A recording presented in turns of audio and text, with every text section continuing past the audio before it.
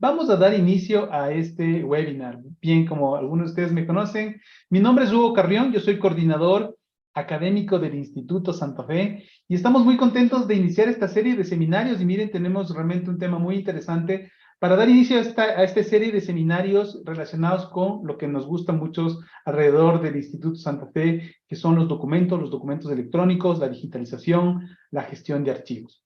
Y en esta ocasión tenemos un tema y una presentadora y una instructora realmente de lujo, a quien conozco desde hace un par de años. Poco un proyecto académico nos vinculó y realmente tuve el agrado de aportar un granito de arena en un proyecto muy importante que ella ha desarrollado y que nos va a contar. Quiero también saludar a todas las personas que se han inscrito, realmente más de 20 países, se han inscrito en este webinar. Evidentemente gente de Ecuador, de Argentina, de Perú, de México, de Colombia, de Bolivia, de Brasil, de Guatemala, de Puerto Rico, de República Dominicana, de Venezuela, sí, ahí lo están saludando desde Bolivia, de Costa Rica, de la Universidad de Colima, de Toluca, de la Universidad también de Chihuahua en México. Tenemos bastantes participantes de México, de El Salvador, Nicaragua y Portugal, que seguramente ya se irán conectando en la medida que se inicia este webinar. Bien, como les decía, el tema que queremos abordar el día de hoy tiene que ver con la importancia o el papel importante que tienen los archivos en el análisis e investigación de la arquitectura y el patrimonio edificado. Y para eso hemos traído a una experta en estos temas, quien es María Rosa Zambrano. Ella es arquitecta por la Pontificia Universidad Católica del Ecuador, es además de especialista en Historia del Arte por la Universidad Andina Simón Bolívar. Tiene una maestría en Análisis, Historia y Teoría de la Arquitectura por la Universidad Politécnica de Madrid y además es candidata doctoral en Patrimonio Arquitectónico por la Escuela Técnica Superior de Arquitectura de la Universidad Politécnica de Madrid. Ella está a poquito tiempo ya de obtener su título doctoral. De hecho, ha hecho una deferencia con nosotros en esta ocasión porque está ahí en los últimos toques de la presentación de su tesis doctoral. Actualmente ella es profesora asociada de la Facultad de Arquitectura y Diseño de la Universidad de las Américas en Quito, Ecuador. Las líneas de investigación que ella desarrolla están relacionadas al estudio de la cultura de la arquitectura en Quito y América Latina en la segunda mitad del siglo XX, sobre prácticas de archivo y patrimonio. Así que un poco la metodología que vamos a tener y desarrollar en esta tarde es que María Rosa nos va a compartir algunos de los hallazgos de sus líneas de investigación. El chat está abierto para que puedan comentar. Sin embargo, les voy a pedir que en el icono de preguntas puedan formular alguna pregunta. Yo como moderador iré revisando periódicamente el chat y me atreveré a interrumpir si fuera necesario la disertación de María Rosa para plantearle si hubiera pertinencia en alguna de las preguntas. Así que sin más, María Rosa, bienvenida y buenas tardes. Gracias también, Hugo, por la invitación y como he venido desarrollando este trabajo ya casi 4 años, entonces para mí es, no sé, un placer poder compartirlo y bueno, y ver qué preguntas se aparecen. Entonces había pensado en presentar el caso de estudio, intentar no extenderme tanto y de ahí, sí, más bien manejarlo a partir de preguntas, de, qué sé yo, aspectos que quisieran ampliar, ¿no? Porque es bastante largo. Entonces sería más interesante pues que les interesa oír, que yo les pueda contar. ¿Me avisa si empezamos ya? Sí, por favor, adelante. Ya. Si tenías que dar una presentación, María Rosa. Sí, está ahí compartiéndose. Perfecto, adelante. ¿Aparece ya compartido? Está compartido, pero no está en formato de presentación. ¿Ahí sí? No todavía. ¿No? Ahí está perfecto.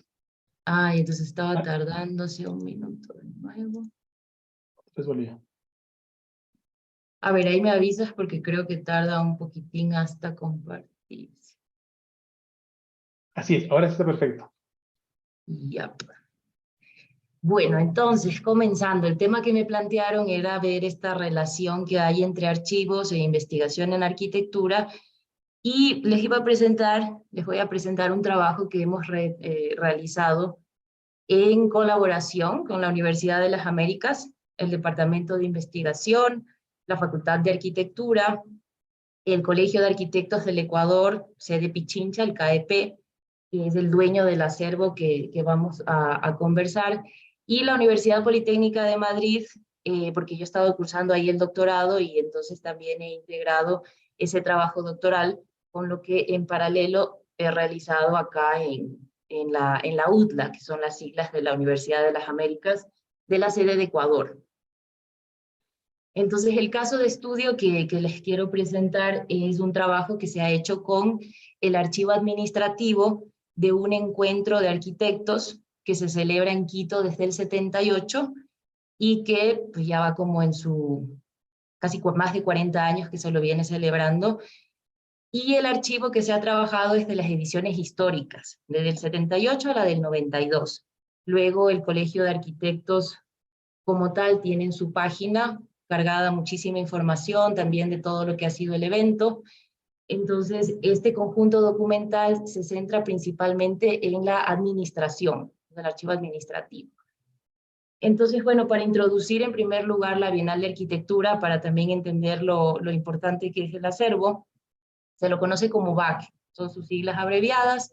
Como decía, ya fue iniciado en el 78 y siempre se lo ha celebrado acá en Quito, en el mes de noviembre, ininterrumpidamente en todos los años pares, en noviembre, lo cual ha sido un logro, inclusive durante el COVID, poder sostener esa periodicidad. Entonces, de acuerdo con los datos que pueden encontrar también en la Bienal, en la página, aquí han asistido más de 30.000 personas, profesionales, estudiantes, principalmente de arquitectura. Han participado más de 7.000 proyectos, ya creo que vamos a la 22ª edición, y como decía, más de 40 años. Entonces, solamente en cuanto al aspecto temporal, ya se puede entender que la Bienal de Arquitectura de Quito es una plataforma muy importante acá a nivel de Ecuador, pero internacionalmente también, porque siempre ha sido una Bienal internacional, y ya lo voy a destacar más adelante, lo que eso exactamente quiere decir. Entonces ya con este arco temporal se puede empezar a analizarlo desde lo historiográfico, ¿no? Porque hay que manejar, o sea, es relativamente reciente, pero si nos remitimos a la década del 80, ya son pues casi estos 40 años, ¿no? Y es un archivo que es de arquitectura, pero que creo que tiene muchísimas aristas y posibilidades ahí de acuerdo a la creatividad de cada investigador, de lo que de aquí pueda sacar. Entonces, esto también tiene que ver este proyecto en un tema que es muy vigente, que es el de patrimonializar la arquitectura moderna.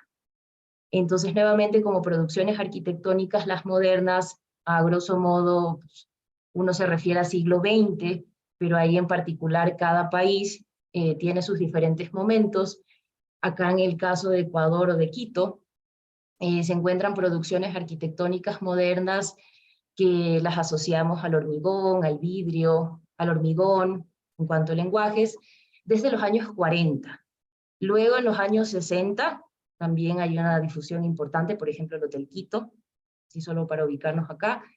Y luego, en el contexto del boom petrolero, que es en los años 70, va a haber toda una liquidez y una inyección en el sector inmobiliario que se traduce en una masa edilicia a propósito del crecimiento de Quito y Guayaquil, este crecimiento de las ciudades latinoamericanas en la segunda mitad del siglo XX sucede en toda América Latina, por una serie de factores que, bueno, acá no pasamos por un momento de eso, pero en todo caso hay muchos de estos edificios, y a raíz de que han sido demolidos, de que se han deteriorado, hay un interés del gremio de arquitectos, del CAE, de muchísimas universidades, de instituciones como el INPC, que es el Instituto Nacional de Patrimonio Cultural acá, en Ecuador, del Instituto Metropolitano de Quito, por revisar cuáles son las condiciones y cuáles son los valores de estas arquitecturas, que si bien son recientes,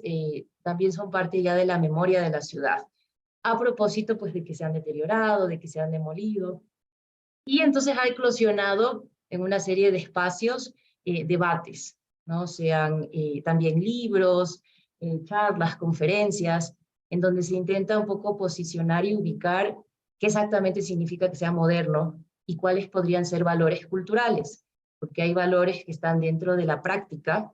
Entonces estos edificios dentro del diseño como tal se sostienen de valor, son relevantes, pero también qué significan en la ciudad, o sea, para la gente que los recorre, que transita a través de ellos, cuáles serían exactamente esos valores sociales y culturales. Igual en este sentido, me imagino que para quienes escuchan saben que no es una discusión solamente de Quito y de Ecuador. Hay instituciones, la UNESCO, ICOMOS, Docomomo, que en general están moviendo esta agenda, ¿no? De pensar no solamente en los edificios históricos, porque acá en Quito, pues todo el mundo seguramente conoce que desde el 78 también el centro histórico fue declarado Patrimonio Mundial por la UNESCO. Entonces se ha dedicado muchísimos esfuerzos a revisar esta parte, que es de la arquitectura colonial, republicana, pero en ese mismo conjunto hay edificios modernos, de los años 40.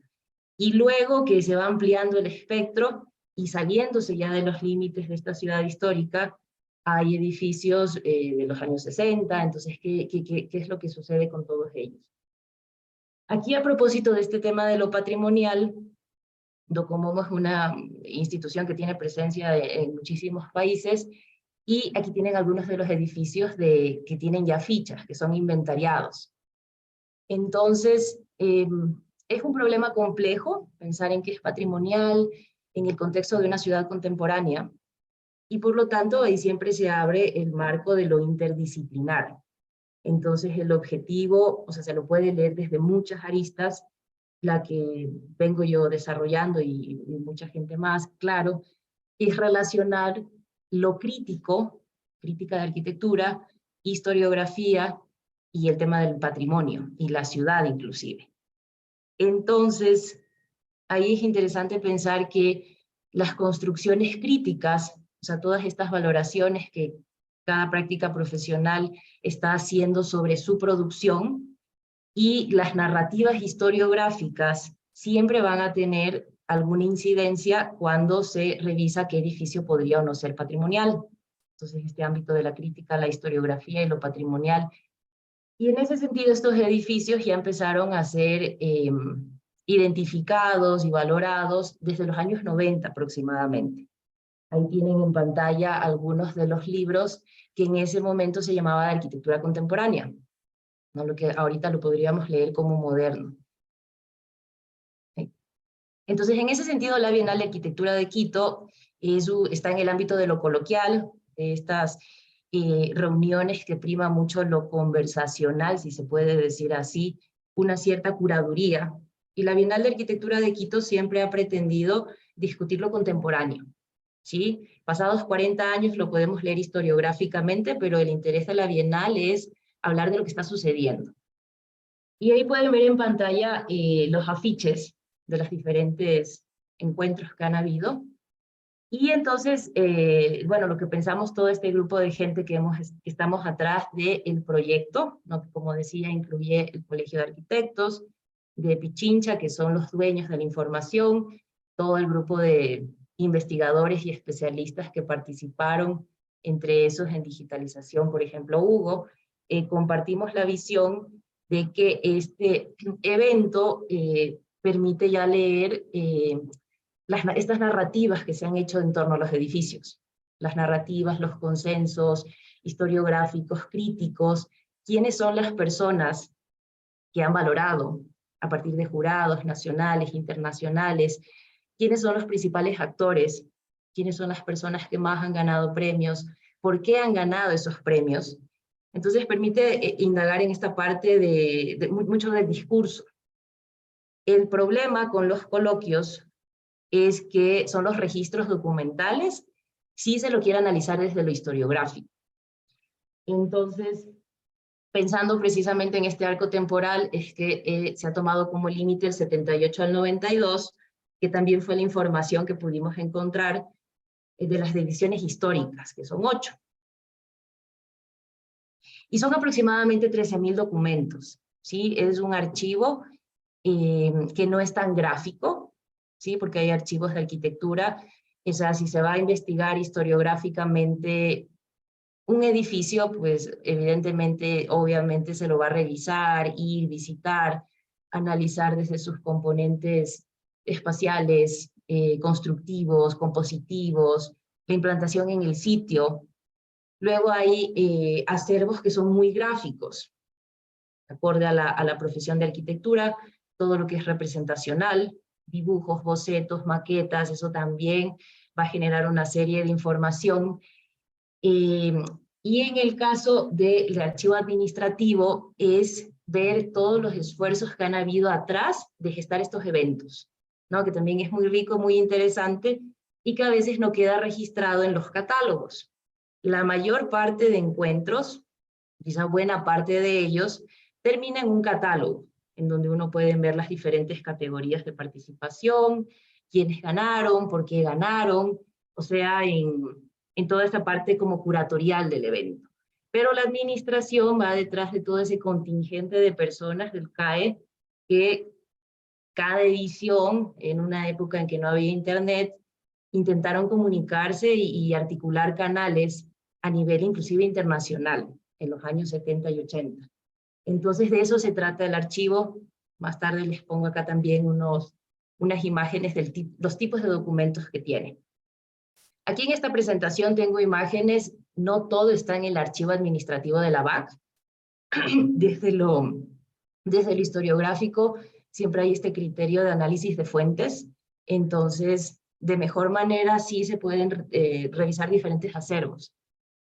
Hay cosas de la Bienal en prensa, en boletines del CAE, en revistas, y bueno, y esto está en el Museo Archivo de Arquitectura de Quito, que es una dependencia del CAE, que precisamente también intenta recopilar documentación de la profesión, de todo este ámbito gremial acá.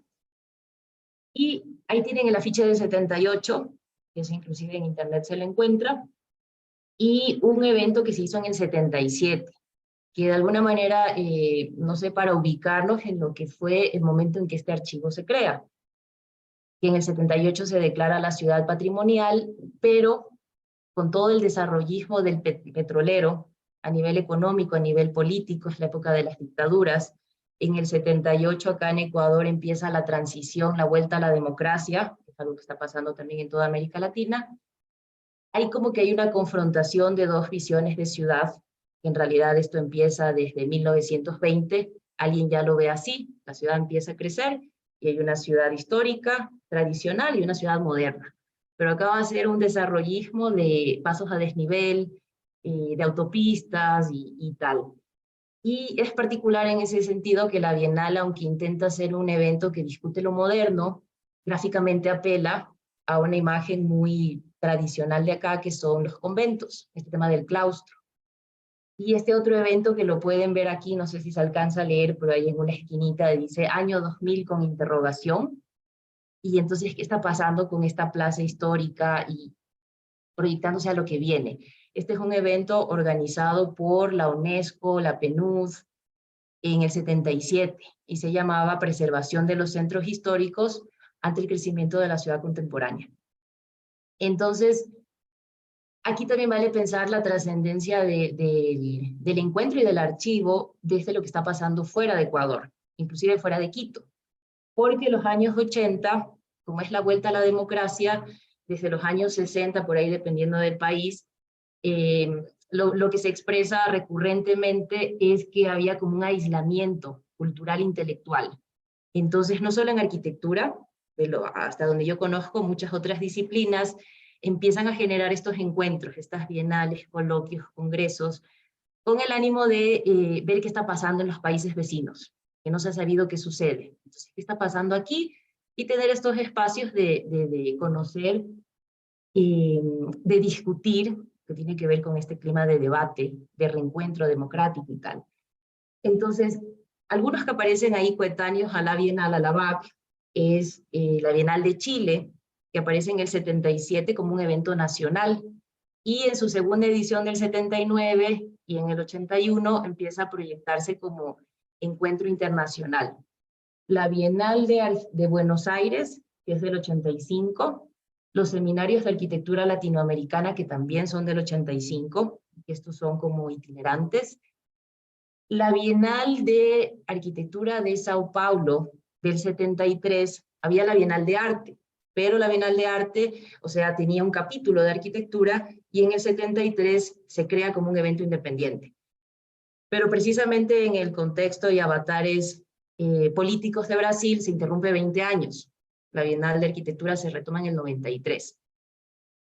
Entonces, este es un poco el contexto internacional que también hace, yo creo que interesante a la Bienal de Quito, que está muy interconectada con todos estos eventos. Entonces, un documento que sí es parte del acervo que se tiene, que se ha recuperado acá, hay este tipo de informaciones gráficas, publicitarias, de todos los encuentros de la Bienal, que por ejemplo se hacen, o sea, solo por mencionar ciertas cosas que no da para desarrollarlo todo, pero las bienales también se sostienen en acuerdos económicos que había en aquella época. Ese es el andamiaje sobre el que se asientan.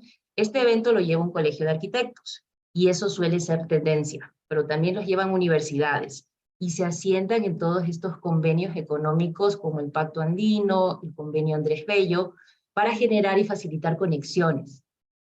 El Colegio de Arquitectos también se podría mencionar que acá en Quito aparece en el 62 o el 64. O sea, poco después, siguiente década, aparece la Bienal. Entonces, por lo menos en el caso de Ecuador, creo que sí se podría decir que el CAE y la BAC casi que son ahí como, no sé si decir uno solo, pero están muy interrelacionados. Entonces, documentos que aparecen en este archivo son interesantes. Esto no aparece en los catálogos. Por ejemplo, este que tienen aquí en pantalla, que posiciona los primeros momentos que se quería hacer una Bienal de Arquitectura, ya desde el 74. Y se discutía si iba a ser nacional o no, y finalmente se concreta en el 78. Tenemos otro de estos documentos. Habían bienales nacionales, eso sí también cabe destacar, por ejemplo, Colombia las tiene desde los 60, en el caso de arquitectura, pero en los años 70 y sobre todo en los 80 hay este interés de internacionalizar las bienales, que es el espíritu con el que aparece la Bienal de Quito. Tiene mucho que ver con el ámbito formativo, y como les mencionaba, también hay que rastreando otro tipo de documentos, como los boletines nacionales, se van encontrando y apareciendo cosas. Y como decía, estas interrelaciones, estas conexiones que hay, que también vienen del ámbito económico. Este pensamiento de la integración regional y el desarrollismo viene de los 60, toma ímpetu en los 80, y el Colegio de Arquitectos, o el gremio de arquitectos como tal, también aparece como un autor intelectual, ya no solo desde lo arquitectónico, sino un grupo de personas que están interesados en comentar y participar de todas estas sinergias que sobrepasan lo estrictamente gremial. Entonces, por ejemplo, otro congreso que así es de mucha data global es el Congreso de la UIA, que es la Unión Internacional de Arquitectos, y que en el 78 se celebra en México, en el 60 se celebra en Cuba, y si no, este es mundial. Y justamente trata el tema de la arquitectura y el desarrollo, que es el tema que está tratando la BAC en el 78 también, u otros encuentros como las regionales de arquitectos del Grupo Andino.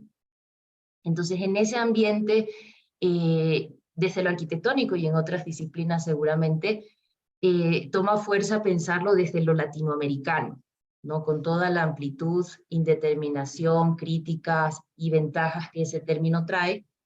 Pero aquí, por ejemplo, tenemos unos documentos que son del Centro de Documentación de Arte y Arquitectura Latinoamericana, el CEDODAL, que está en Buenos Aires.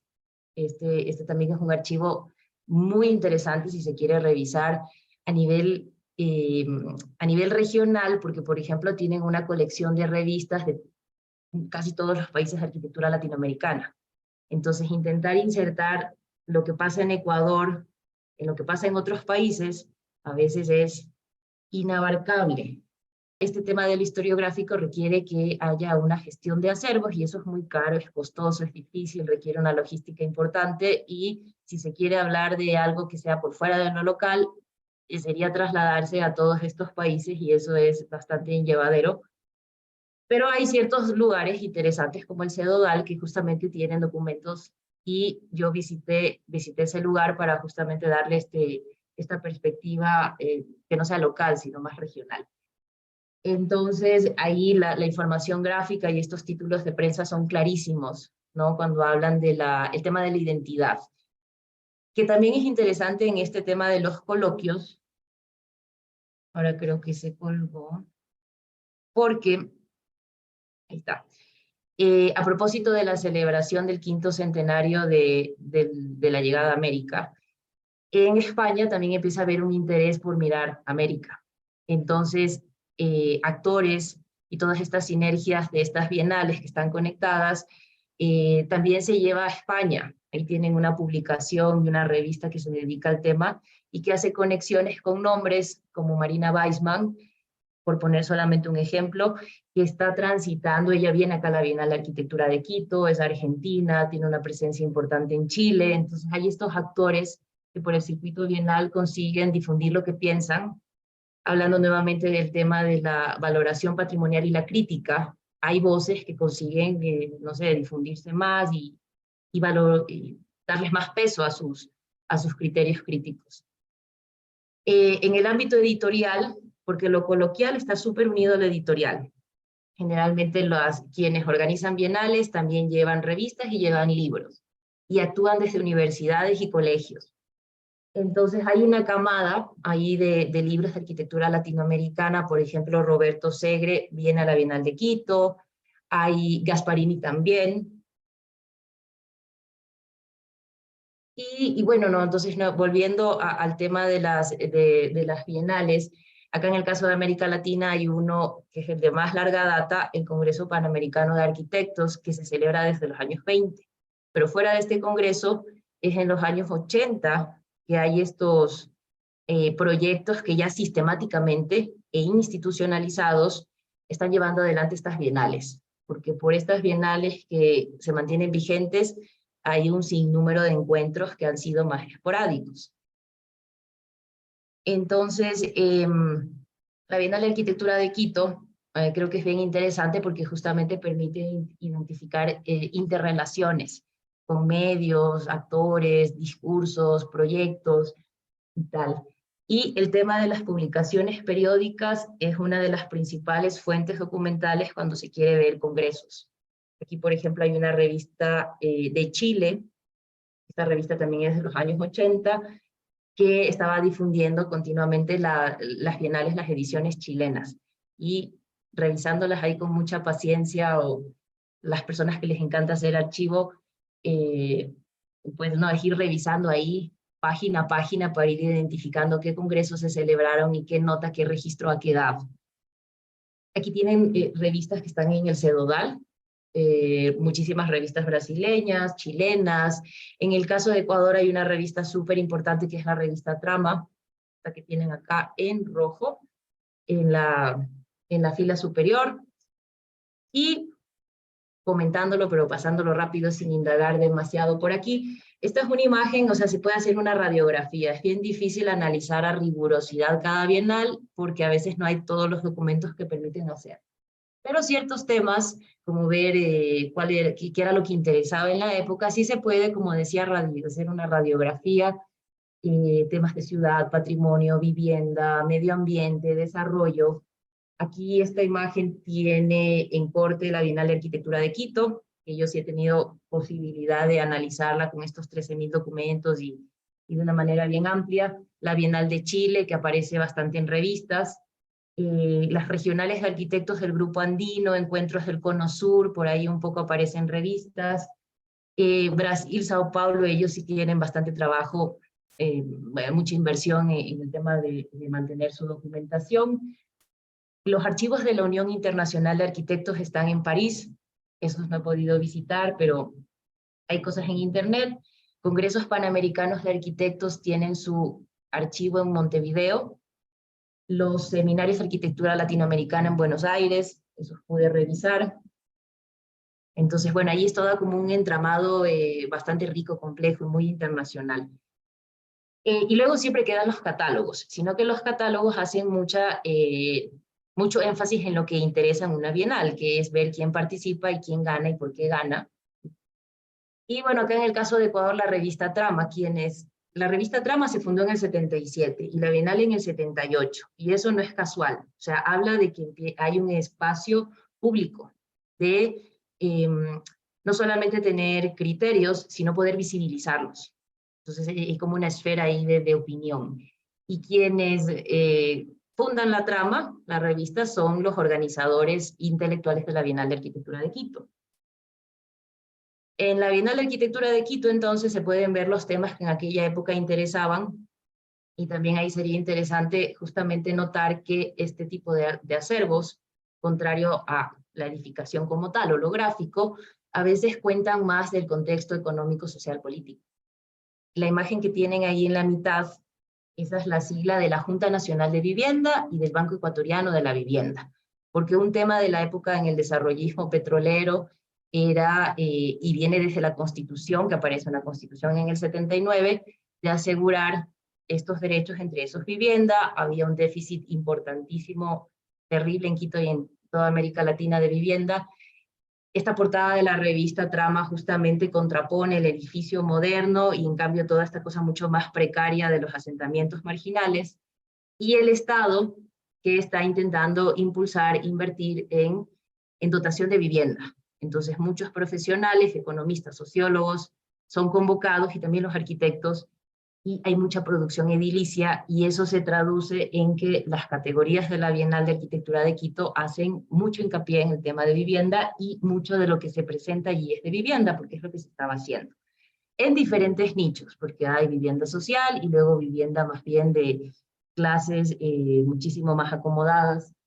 Pero bueno, para no indagar ahí demasiado, en el Museo Archivo de Arquitectura hay también documentos como este análisis que se hacen de todo lo que ha participado, países, tipologías, categorías, etcétera, que es una evaluación que se hace en los años 90 y que bueno, actualmente ya tiene también su interés.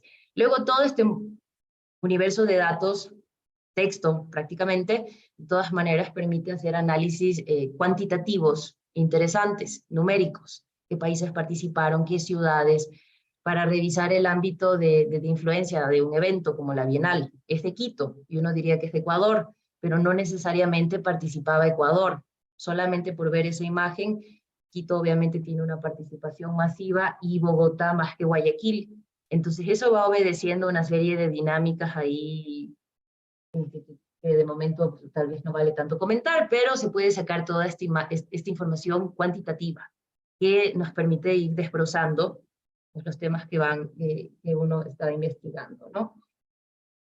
Y para terminar, y de ahí pues más bien vemos preguntas, revisar algo de lo que se hizo metodológicamente ya con el acervo documental como tal, que lo que hace un momento quería hacer era ubicar, porque es importante, que nomás nos cuenta de la práctica arquitectónica. Entonces este proyecto se llama, como lo ven ahí, Soportes Documentales para el Estudio de la Arquitectura Moderna. Documomo lo tiene clarísimo, bueno, y todo el mundo que revisa arquitectura, que, o sea, no hay valoración si es que no hay documentos. Tienen que haber acervos y documentos para luego poder estudiarlos. Y este es un proyecto que tiene financiamiento del Departamento de Investigación de la UDLA y que se hace en colaboración con el Colegio de Arquitectos, que son los dueños de estos documentos, y es un grupo bien amplio. Ahí he estado yo involucrada, Ana Gabriela Medina, tuvimos una especialista, Gabriela Salazar, que tiene una trayectoria de la Biblioteca Aurelio Espinosa Polit, y que ya, por ejemplo, intervino, bueno, aquí ahorita están viendo en imágenes el estado en que estaba la documentación. La documentación estaba como muy bien organizada, estructurada por años, pero ya no estaba en condiciones de almacenamiento óptimas, y en algún momento creo que inclusive se mojó en alguna inundación que hubo, y eso en el caso del papel es trágico, y esto no estaba en condiciones de manipularse, tenía hongos, no podía tocarse, además de que el papel como tal estaba desintegrado, y hubiera continuado 5 años más, esta documentación se hubiera perdido. Entonces, en el caso de Gabriela Salazar, que ella es especialista en como diría la palabra, se me fue, en restauración de papel y bueno, otras cosas más. Ella colaboró haciendo la limpieza, reparación de rasgaduras, reparaciones del papel, documento a documento, toda esta parte como de restauración del papel. El archivo, que bueno, ya lo dije, tiene información gráfica poca, pero sí la tiene ahí. Y aquí no hay información de los planos los tiene el CAE. En esa época los planos no eran digitales, entonces el CAE tiene los planos que se enviaban como tal, y que entiendo que intenta también ponerlos a disposición, pero es caro. Y luego desde que se empiezan a mandar ya proyectos digitales, está todo ahorita en la plataforma, ¿no? Pues esto es de una época de los 80, principalmente decía información de texto, pero por ahí uno que otro afiche, como este que está aquí, este afiche. Y luego es algo como esto, ¿no? 13.000 documentos, informaciones que se mandaban a instituciones, universidades, municipios, ayuntamientos, de todo el mundo, ¿no? Por contar un poco la relación de la Bienal de Quito, es muy cercana con Colombia, los países justamente del Pacto Andino, en ese momento Venezuela, Colombia, Perú, Bolivia, Chile. Luego hay mucho contacto con Argentina, el Cono Sur, un poco menos con Brasil, con México, con República Dominicana, ahí también depende de la edición, con España, está bastante por motivos, bueno, de lo iberoamericano. Hay también documentación cursada para Francia, para Inglaterra. Interesante mucho con la URSS, porque había una mirada ahí como geopolítica de qué estaba pasando en ese contexto. Y, bueno, es un poco de del tipo de documento que hay. Hay documentos que son técnicos también, o sea, está todo lo que es administrativo y técnico. Y con técnico me refiero desde lo arquitectónico, veredictos de jurados, memorias, cosas que tienen que ver más con el ejercicio de la profesión como tal, y luego todo lo que ha sido administrativo. Y en una segunda fase, además allá de limpiar, y ya lo pudimos acceder y leer con seguridad, se hizo una gran base de datos. Entonces el objetivo luego va a ser catalogar. No pudimos catalogar cada documento, que hubiera sido quizá lo ideal, pero fuimos catalogando bibliográficamente, extrayendo la información básica de cualquier biblioteca, año, autor, contenidos, por grupos documentales, respetando la organización en la que llegó el acervo. Entonces la idea es que estas fichas están en la biblioteca y se pueda consultar y tener una idea de los contenidos de cada conjunto. Entonces, a la par de esta base de datos bibliográfica, como, no sé, ya desde un interés más investigativo, porque esto tiene que ver con la difusión, más bien que la gente pueda acceder a ello, nosotros hicimos una metodología que fue plantear como 120 tesauros de los temas que sabemos que trata la Bienal y hacer un análisis cualitativo. Entonces ir leyendo contenidos de una selección de más o menos 200 documentos que considerábamos así como muy relevantes e ir asignando por temas a cada uno de estos grupos. Entonces eso se podría traducir en esta imagen, donde en la parte inferior tenemos todos los grupos documentales por años, y en la columna izquierda estos tópicos tesauros también incluyen países y protagonistas. Y por ejemplo, una banda amarilla que tiene continuidad es porque ha habido un tema que se ha tratado a lo largo de todas las ediciones, y luego hay temas que van apareciendo independientemente del año. También tuvimos la oportunidad de trabajar con ingenieros de sistemas, gente que maneja data de informática, y Patricia Costa, Mario González, que en estas técnicas de investigación nuevas también de lo historiográfico, cuando tenemos estos volúmenes tan grandes de información, estas lecturas con herramientas digitales permiten analizar otro tipo de datos que desde lo historiográfico ir leyendo se quedan por fuera. Entonces, hay estas imágenes que son producidas por ellos, que son lecturas de coincidencias que nos han parecido interesantes y que arrojaron imágenes como estas, que también hacen análisis cuantitativos de estos tesauros que fueron cualitativos y nos permiten visibilizar ahí coincidencias que luego las fuimos leyendo desde mm, el bagaje nosotros de arquitectos, trabajando con estas, con Mario y con Patricia. Y esto ya ha sido publicado en un artículo que yo le pasé a Hugo. Entonces tenemos esta como, no sé, tridimensionalización de la data, porque ya empieza a ser una data de un volumen bien amplio, pero también se hizo análisis cualitativos, o sea, en historia como tal, de pronto hay un documento que permite contar muchísimo. Y luego, bueno, todas estas, en cambio, coincidencias numéricas cuantitativas.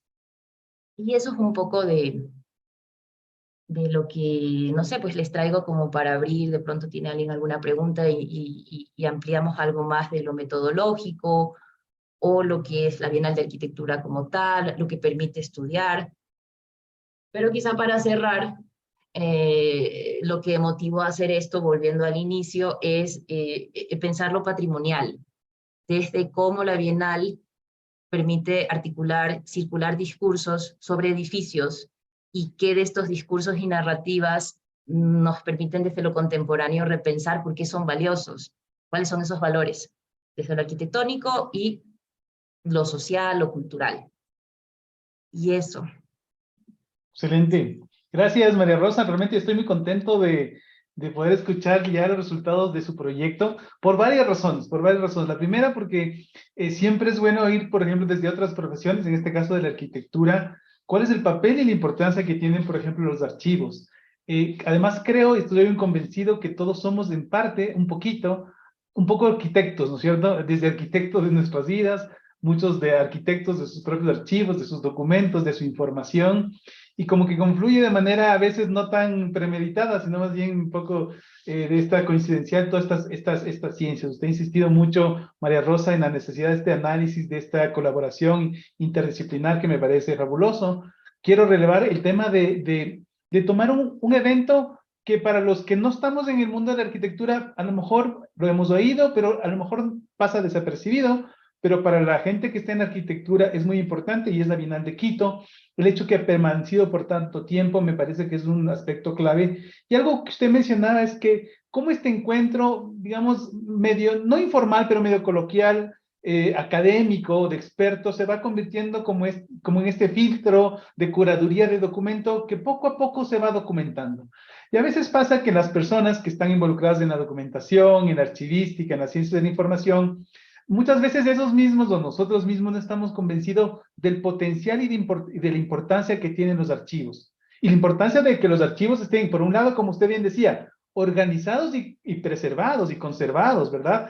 Porque en esos documentos se va escribiendo poco a poco la historia y luego investigadoras como usted convierten ese diamante en bruto, ¿no es cierto? O ese carbón en bruto en diamante. A mí me ha sorprendido mucho y yo me acuerdo que hace unos años que pudimos colaborar en esto, me acuerdo que al principio como que se digitalizó muchas cosas, se digitalizaron trípticos, incluso hasta facturas, recuerdo, Sí. y cómo ir sacando de todo esto esa información que vaya haciendo esos vínculos.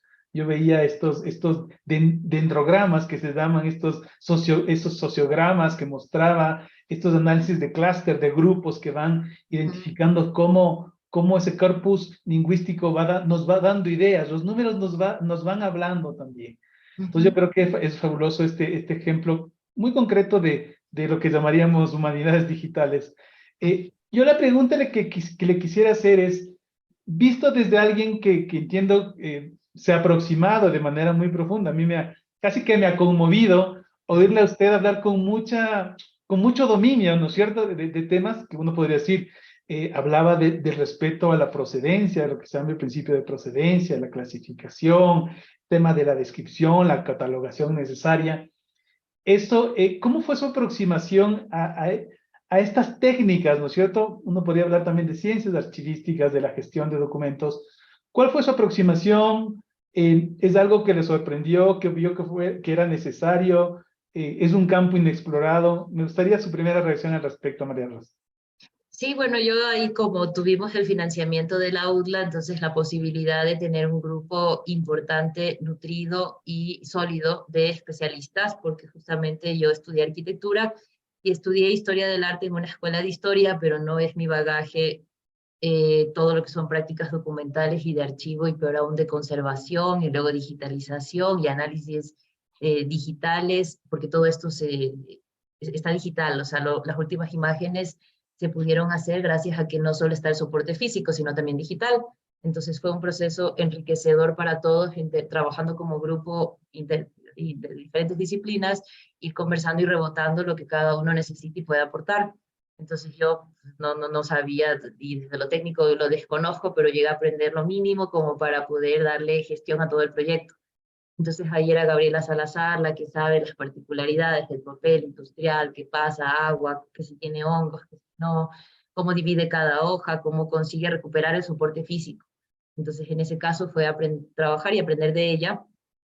Y luego al fin del día nosotros de arquitectos que estábamos sabemos por qué el acervo es importante, en cambio desde el contenido que tiene, y luego la parte de digitalización que intervino justamente a imaginar desde, no sé, las características de ese soporte en cambio digital, las imágenes que nos daban las lecturas de, de la gente que sabe de data, nos dan la imagen y pues nosotros la leemos, entonces si es que sin el uno no hay el otro.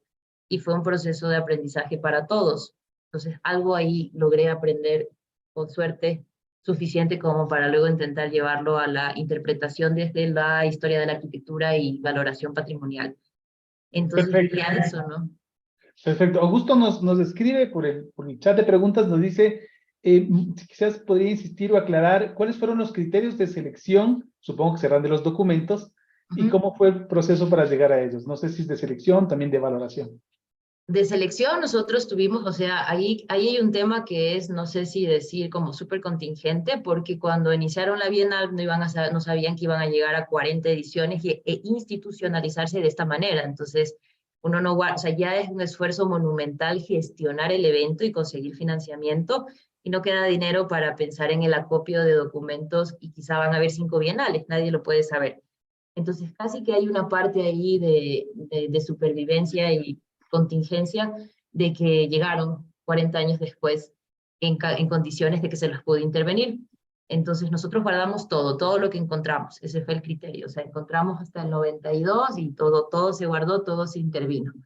Y en cuanto a la estructuración, ahora son 35 volúmenes encuadernados, la parte física, mantuvimos este orden de cómo los encontramos, porque además tenía una lógica de las personas que eran arquitectos, de por qué fueron ellos poniendo un documento al lado del otro y dividiéndolo de esa manera. Entonces, respetando justamente eso que es parte de la lectura que ya otros hicieron de la documentación, y no al día de hoy coger y pasar de eso.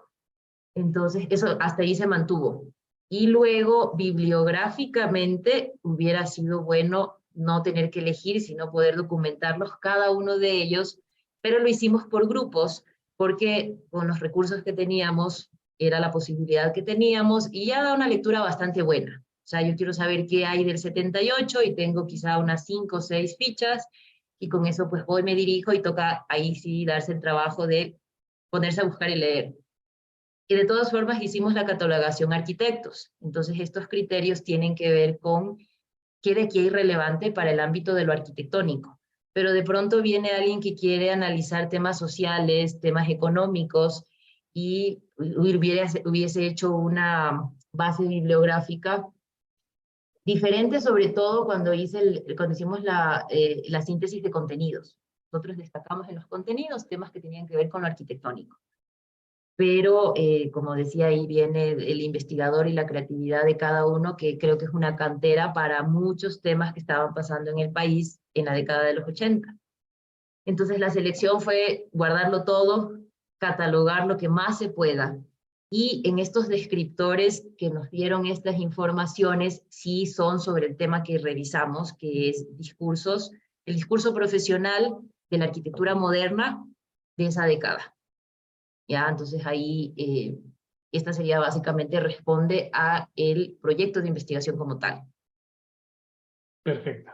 Hay otra pregunta de Seili Zamora, y tiene que ver con un proceso técnico, si es que fue necesario, quizás no, pero usted nos dirá, si fue necesario ya en estos archivos, en estos documentos, algunos empastados, hubo que hacer algún tipo de expurgo o todo era información relevante. Expurgo se refiere a tener que eliminar alguna información que no era relevante o no era de archivo.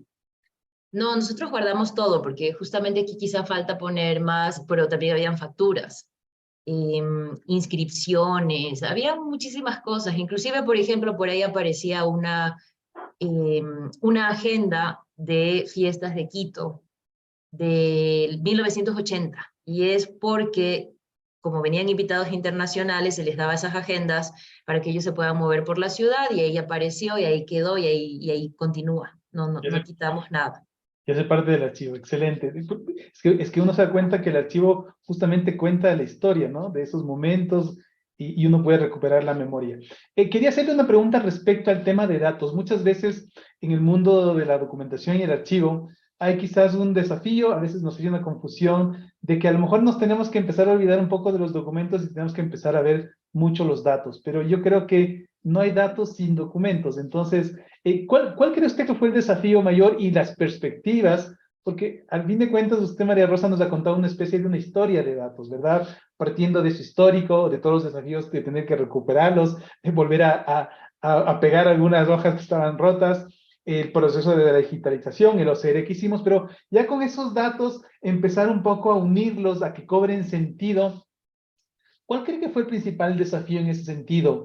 El conocimiento de las herramientas, de las técnicas, el tener ese equipo multidisciplinario, en general todas las ramas de la ciencia, en este caso de, no sé, pues la historia, la arquitectura, etcétera, etcétera, deberíamos aproximarnos más a estas técnicas como usted decía, más bien entre cuantitativas, pero también cualitativas, ¿verdad? Sí, o sea, yo como también lo he estado trabajando, o sea, en dos temas, desde mi tesis de doctoral que apunta con unos objetivos y el proyecto de investigación que tiene otros objetivos, trabajando todo con la Bienal.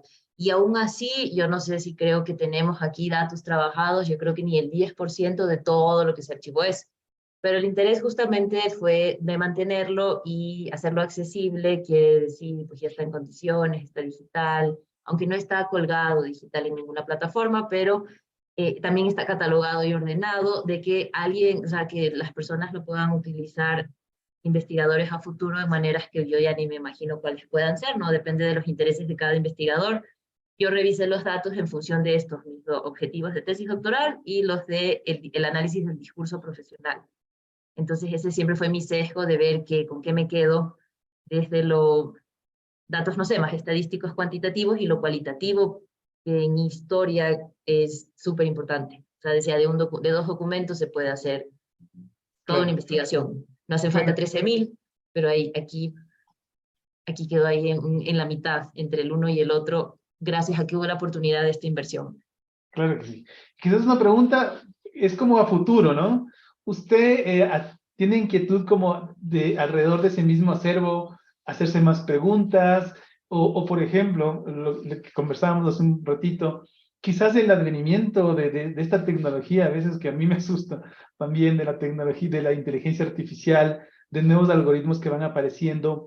¿Usted cree que en este contexto que hablábamos, ¿no es cierto?, de las humanidades digitales, de cómo la tecnología apoya a entender, apoya a analizar con más, no rigurosidad, pero quizás con más intensidad a las ciencias humanas? La analítica de datos, como usted nos ha mostrado, hace su trabajo. ¿Cree que la inteligencia artificial podría apoyar? Se está planteando algunas preguntas adicionales que podrían ser asistidas por computadora, María Rosa. O sea, yo ya quiero acabar la tesis para poder seguir, pasar la página, porque yo ya veo un montón de cosas que podría seguir trabajando con este mismo archivo dentro del bagaje que yo tengo y tal. Y ahí es un mundo amplio, utópico o distópico, porque, por ejemplo, si es que esto conseguimos que todo este archivo esté web, hay muchos países que hay ya archivos. De hecho, acá en Quito veo que los archivos metropolitanos ya están, las gacetas. Yo antes tenía que ir al archivo a revisar gaceta por gaceta, ahora está todo digitalizado.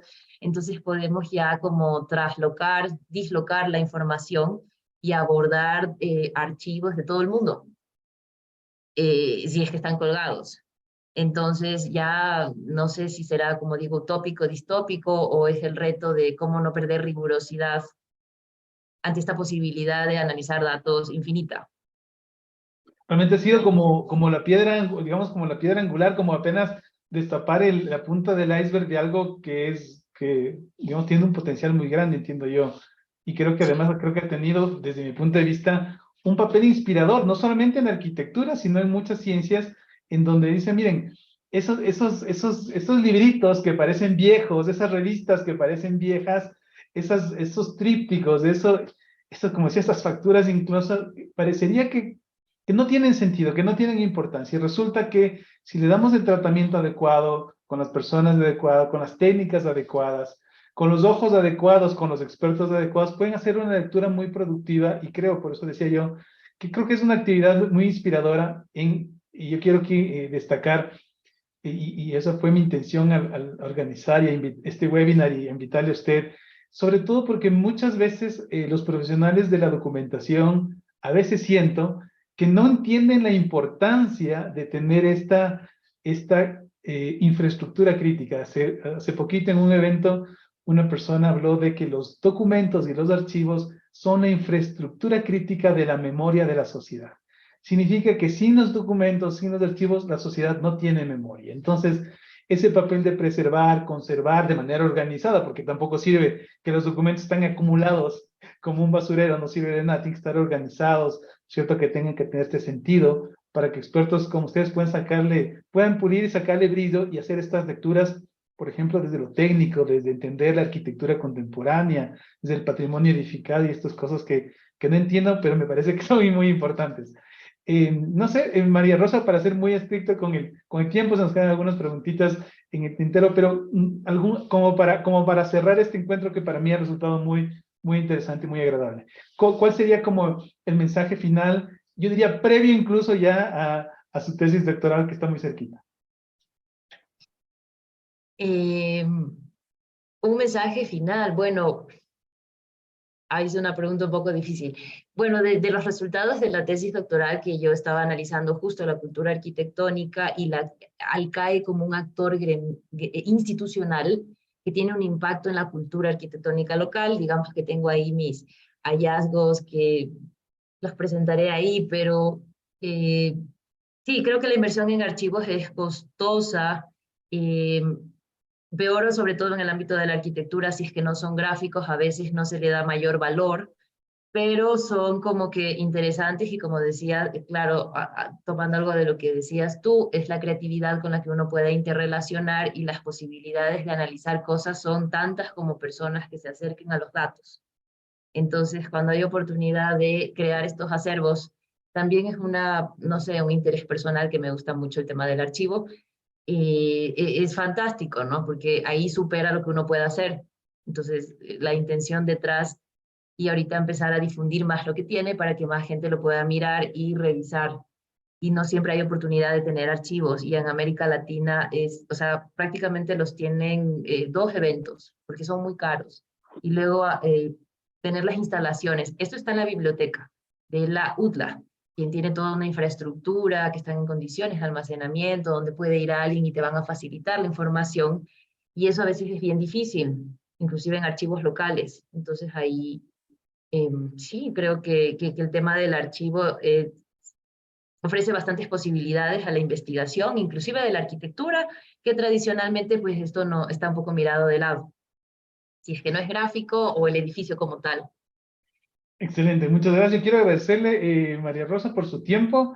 Una arquitecta y próximamente doctora, apasionada por los archivos, que ha encontrado en ellos un poco el insumo para hacer estas lecturas tan interesantes y aportar a que no solamente los quiteños y los ecuatorianos, sino los latinoamericanos entendamos un poquito más de eso que parece que se nos olvida, que es de historia contemporánea, eso que pasa cada día por nuestros ojos, pero no le damos la importancia de vida. Le quiero agradecer nuevamente, desearle muchos éxitos en su defensa doctoral, agradecer a todas las personas que se conectaron puntualmente y nada, seguramente nos encontraremos pronto porque entiendo que su inquietud, su curiosidad investigativa le va a llevar a muchos puertos muy interesantes. Nada, muchas gracias, María Rosa. Gracias también, Hugo, por los comentarios y el espacio. Muy agradecida también. Muy bien, buenas noches. Con todo, les animamos a que se sigan inscribiendo en los webinars. En 15 días vamos a continuar con nuestros seminarios. Tendremos el tema de archivos y salud. Los expedientes médicos también tienen otro enfoque muy importante y así seguiremos abordando la importancia de los archivos desde otros ámbitos. Ahora tuvimos la oportunidad de ver la importancia que tienen los documentos en la investigación y particularmente en arquitectura. Una buena noche, un excelente fin de semana largo. A todos que descansen y muchas gracias. Igualmente, chao, gracias.